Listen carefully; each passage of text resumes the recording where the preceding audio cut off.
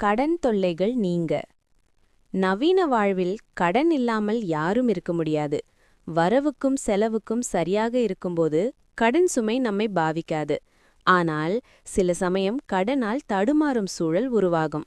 அதற்கு பரிகாரமாக, புளிய மரத்தின் சிறு கிளையை வீட்டில் பணம் வைக்கும் இடத்தில், வியாபார இடத்தில், பணப்பெட்டியில் வைத்து வருவது மிகச் சிறப்பாகும்.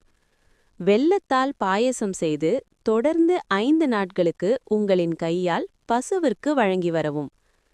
பசியால் வாடும் ஒருவருக்கேனும் உங்கள் கையால் தொடர்ந்து 5 நாட்களுக்கு உணவு வாங்கிக் கொடுக்கவும். வியாழக்கிழமையன்று கொஞ்சம் குங்குமம் வாங்கி அதை வெள்ளிக்கிழமைகளில் அம்பாள் அல்லது தாயார் சன்னதியில் 11 வாரங்கள் கொடுத்து வரவும்.